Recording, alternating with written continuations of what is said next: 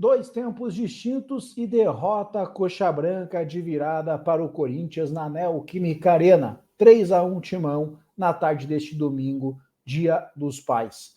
Por que diferenças tão grandes do primeiro para o segundo tempo do Coritiba? O que deu certo, o que deu errado? Quem mandou bem, quem mandou mal? E a situação, a matemática coxa branca para o segundo turno do Campeonato Brasileiro?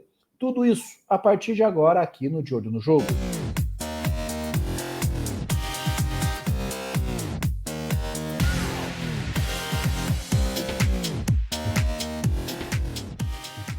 Bom, acho que a gente vai precisar começar falando sobre a estratégia. Afinal, o Coritiba do Thiago Kozlowski, hoje na beira do gramado ali dirigido pelo auxiliar técnico Williams Alves, entrou em campo com muitas modificações em relação ao último domingo, quando perdeu para o Bragantino em casa por 1-0. 5 alterações no total. Só que a distribuição tática, o plano de jogo, o modelo coxa branca, com muitas semelhanças, nem tantas diferenças assim como sugeridas pelo número excessivo, né, de mudanças. Coritiba entrou em campo de novo, distribuído num 4-1-4-1, tendo Diogo Batista na lateral direita e Vitor Luiz na lateral esquerda, dupla de zaga, Kusevich e Henrique. No meio de campo, Fran Sérgio sendo esse primeiro volante, esse jogador entre zaga e meio de campo, com Matheus Bianchi, mas pela direita e Seba Gomes mais pela esquerda. Aberto pela direita do ataque, Robson, aberto pelo lado esquerdo, Marcelino Moreno, e como homem de referência centralizado, o Diogo Oliveira. E qual que era a estratégia do Coritiba no primeiro tempo? O Coxa fazia uma marcação no bloco médio para alto. O Coritiba ficava posicionado num bloco médio e tinha alguns gatilhos, sempre liderado pelo Diogo Oliveira. Ora nos próprios zagueiros, ora no lateral esquerdo, Fábio Santos, mas muitas vezes assim consegui perceber o Coritiba subindo pressão no Maicon. Aí o Bianchi era o jogador que mais se aproximava do volante corintiano e o Coritiba conseguiu ir razoavelmente bem no primeiro tempo. Tanto é que posse de bola equilibrada, Corinthians com um pouco mais, foi 57-43, mas o Coritiba fazendo saída curta no tiro de meta, não apostando apenas em ligação direta, tentando trabalhar essa bola no chão com o mínimo de lucidez. Além disso, o Coritiba, com essa estratégia, né, do bloco médio força física, conseguiu anular um volume do Corinthians. A gente viu, já citei o equilíbrio na posse de bola, mas nas finalizações o Corinthians não conseguiu ser muito perigoso. Até teve mais finalizações do que o Coxa, mas, sei lá, o de perigo, um chute do Renato Augusto bem no início que o Gabriel encaixou, jogadas ali conseguiu trabalhar, mas não conseguiu concluir também, uma falta já no finalzinho. O Coritiba, por sua vez, golpeou menos, mas mais certeiro, mais letal. Coxa teve o lance do gol aos 27 minutos, na cobrança de escanteio do Marcelino Moreno, desvio do Henrique ali no primeiro pau, Murilo tenta cortar, acaba marcando contra, e a chance de marcar o segundo gol.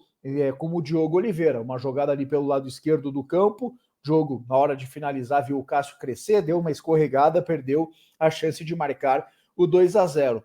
Então é um Coritiba que foi razoavelmente bem no primeiro tempo, conseguiu impor a sua estratégia, e se fosse para ter saído mais gols na primeira etapa, na minha visão, a chance mais perigosa foi da equipe coxa branca. Só que no segundo tempo, o cenário mudou bem, porque o Luxemburgo fez 3 alterações, e sem qualquer tipo de desmerecimento, mas algumas alterações mais previsíveis, como colocar mais velocidade pelo lado esquerdo, colocou o Wesley por ali, mantendo o Renato Augusto mais próximo ao Yuri Alberto, colocou o Matheus Bidu na vaga do Fábio Santos para fazer essa dobradinha como Wesley de atletas de mais explosão física, e no lado direito, em contrapartida, colocou o Bruno Mendes na vaga do Fagner, o Bruno já mais em posição física. O Coritiba tinha no Marcelino Moreno a sua principal figura na primeira etapa.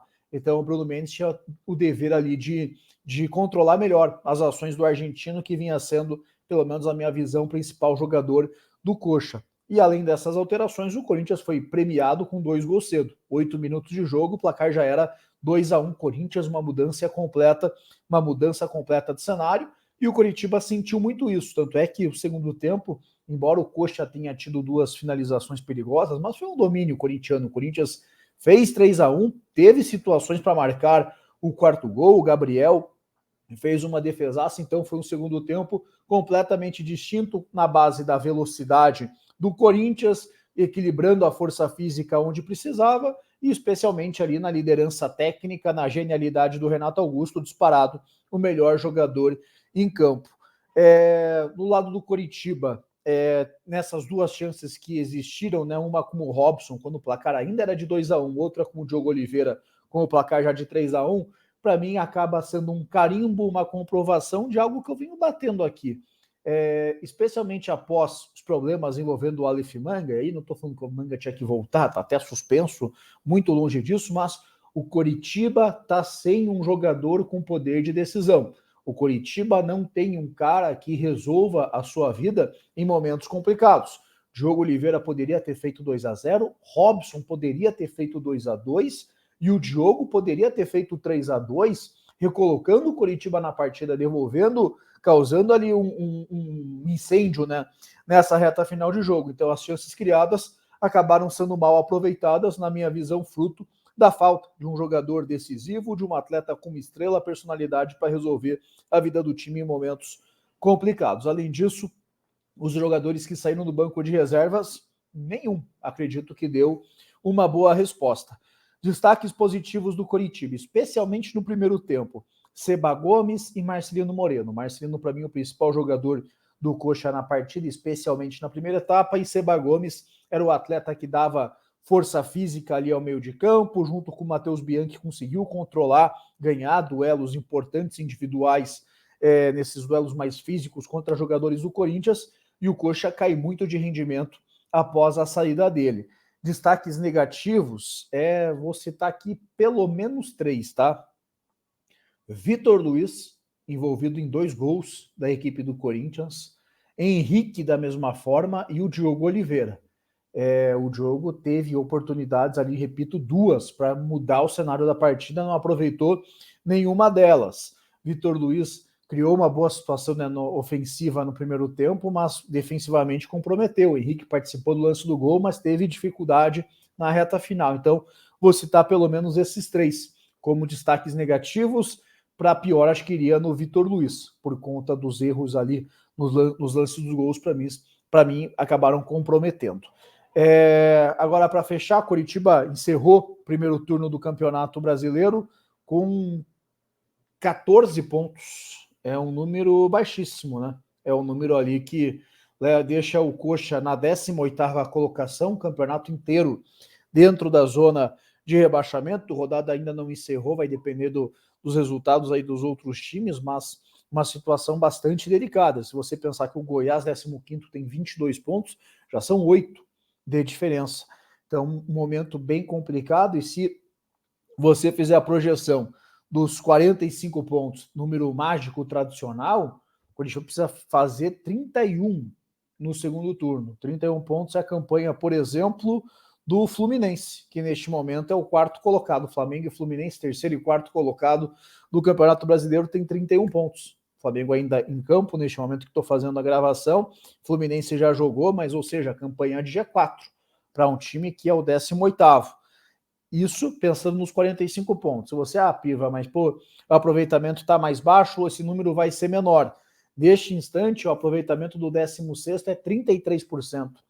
33% leva a 37 pontos e uns quebrados. Então vamos colocar 38 para chegar no número de maior segurança.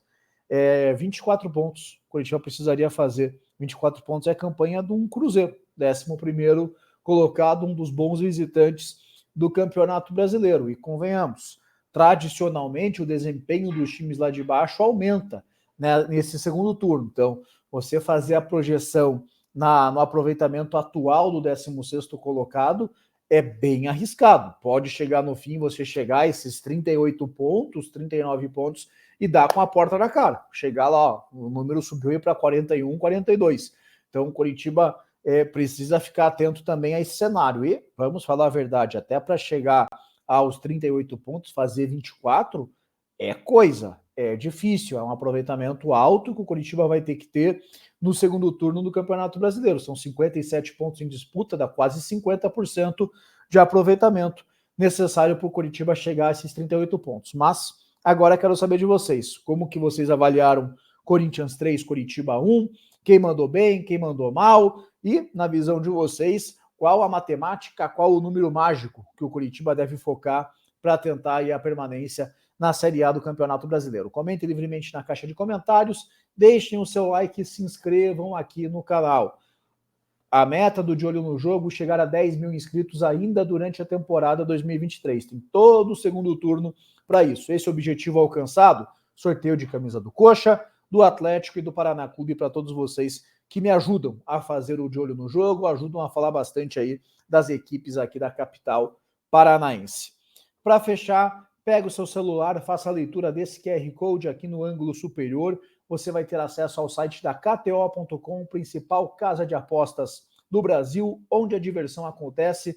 Você, ao fazer o seu registro usando o cupom de olho, tudo junto, tudo maiúsculo, você garante 20% de bônus para brincar, para se divertir na KTO.com. Então, por favor, usufrua desse benefício que o De Olho no Jogo e a KTO.com oferecem a todos vocês. E marque na sua agenda, nesta segunda-feira, pela manhã, vou disponibilizar uma entrevista especial que fiz com o André Mazzucco, diretor de futebol do Botafogo, líder do Campeonato Brasileiro, profissional que começou a sua trajetória aqui nos times paranaenses. Tem história no Coritiba, tem história no Paraná Clube, vai servir de parâmetro aí esse momento do Botafogo, que pode servir de lição para a gente entender um pouco mais também dessa campanha do líder do Campeonato Brasileiro, o Botafogo, 47 pontos de 57 disputados nessa primeira fase do Brasileirão. Então, nessa segunda-feira, material aí será disponibilizado em entrevista com André Mazzucco, diretor de futebol do Botafogo.